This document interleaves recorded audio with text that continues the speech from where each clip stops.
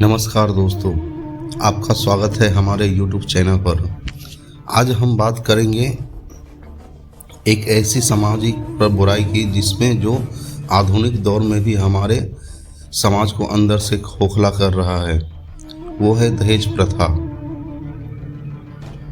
क्या शादी एक पवित्र रिश्ता है या फिर एक सौदा? भारत में हर साल हजारों बेटियां दहेज की वजह से मानसिक और शारीरिक उत्पीड़न का शिकार होती है। कई मामलों में तो उनकी जान तक भी चली जाती है। दहेज जो कभी उपहार के रूप में शुरू हुआ था, आज एक मांग और एक शर्त बन चुका है।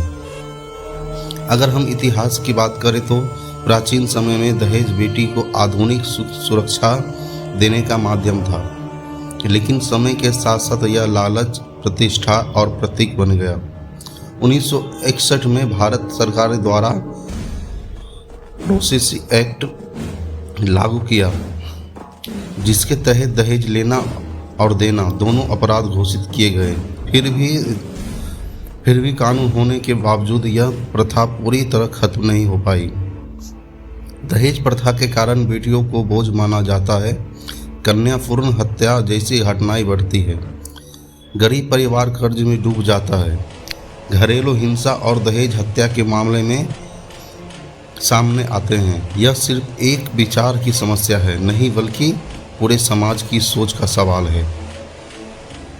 कल्पना कीजिए उस पिता की जो अपनी पूरी जिंदगी की कमाई इसलिए खर्च कर देता है ताकि उसकी बेटी की शादी सम्मान से हो, और फिर शादी के बाद अगर मांगे पूरी न हो तो बेटी को ताने अत्याचार का सामना करना पड़ता है।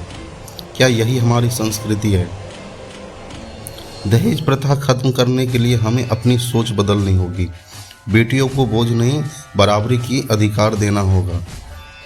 दहेज मांगने वाले का सामाजिक बहिष्कार होना चाहिए और कानून का सख्ती से पालन करना होगा। शादी दो परिवारों का मिलन है, कोई व्यापार नहीं। अगर आप भी दहेज प्रथा के खिलाफ है तो इस वीडियो को शेयर जरूर कीजिएगा। आइए मिलकर एक ऐसा समाज बनाएं, बेटियों को गर्व तो बोझ नहीं माना जाए।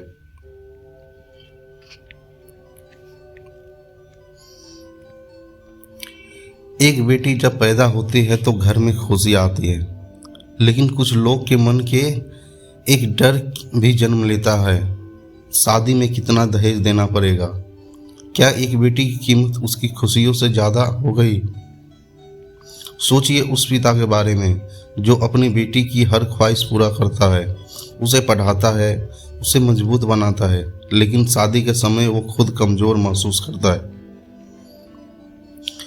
क्योंकि समाज ने उसकी बेटी की शादी को एक सौदा बना दिया। लेकिन सवाल यह नहीं है। सवाल यह है, अगर यह अपराध है तो फिर आज भी क्यों है जारी है? क्यों आज भी खबरों में दहेज उत्पीड़न का, हत्या, घरेलू हिंसा के मामले आते हैं? आप सोचिए, अगर कोई पिता अपने बेटी से मिलने के लिए ससुराल जाता होगा और वो उस पिता से उसकी बेटी एक ही प्रश्न पूछता होगा, तो उसके दिल पर क्या बीतता होगा? वो कहता होगा, पापा आपने मुझे पढ़ाया लिखाया, मुझे आत्मनिर्भर बनाया, फिर क्यों मेरी शादी के लिए आपको अपनी इज्जत और मेहनत दांव पर लगानी पड़ी? क्या एक लड़की की शिक्षा, उसका संस्कार, उसका व्यक्तित्व दहेज कम है? दोस्तों, बदलाव की शुरुआत घर से होती है। अगर आप लड़के हैं तो वादा कीजिए आप अपनी शादी में दहेज नहीं लेंगे। अगर आप माता पिता हैं तो अपने बेटे को सिखाइए कि वह अपने दम पर घर बसाए, किसी बेटी के सपनों की कीमत पर नहीं। अगर आप एक बेटी है तो याद रखिए, आप बोझ नहीं, आप सम्मान हैं। आपकी कीमत पैसों से नहीं, आपकी पहचान से है। शादी एक रिश्ता है जहां प्यार, विश्वास और सम्मान होना चाहिए, न कि पैसों की मांग। जिस घर की नींव दहेज पर रखी जाती वह घर कभी खुशियों से नहीं भर सकता। हम दहेज नहीं लेंगे, ये ना देंगे। अगर आप भी दहेज मुक्त समाज चाहते हैं तो इस वीडियो को शेयर करें, कमेंट में लिखें दहेज मुक्त भारत। आइए मिलकर हम सोच बदलते हैं, क्योंकि जब सोच बदलेगी तभी समाज बदलेगा।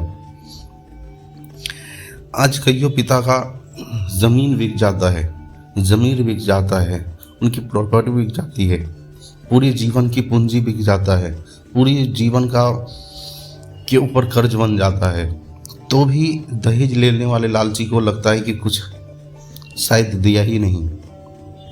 दोस्तों, आज हम बात करेंगे दहेज प्रथा के बारे में, जिसे आज हम डिकोड कर रहे हैं। अगर आप कहीं शादी में जा रहे हैं और वहाँ उस शादी में दहेज लिया गया हो, तो जितना दहेज लेने वाला उस उत्पीड़न का हकदार है, उतना आप भी हैं। आज से चलिए एक मुहिम शुरू करते हैं। आइए हम एक साथ मिलते हैं। आइए हम पूरे भारतवासी एक साथ खड़े होते हैं। जो दहेज लेगा उसके शादी को हम बाइकआउट करेंगे। जो दहेज लेगा उसके शादी में हम नहीं जाएंगे। जो दहेज लेगा हम उसके शादी में खाना खाने नहीं जाएंगे। जो रिश्तेदार दहेज लेगा हम उस रिश्तेदारों के शादी में नहीं जाएंगे। आइए एक मुहिम शुरू करते हैं और दहेज मुक्त भारत बनाते हैं। फिर मिलते हैं एक नए वीडियो के साथ। तब तक के लिए जय हिंद। अगर वीडियो अच्छा लगा हो तो लाइक करें या ना करें, लेकिन वीडियो को ज़्यादा से ज़्यादा शेयर करें, ताकि हमारा देश, हमारा भारत दहेज मुक्त भारत बन सके। जय हिंद।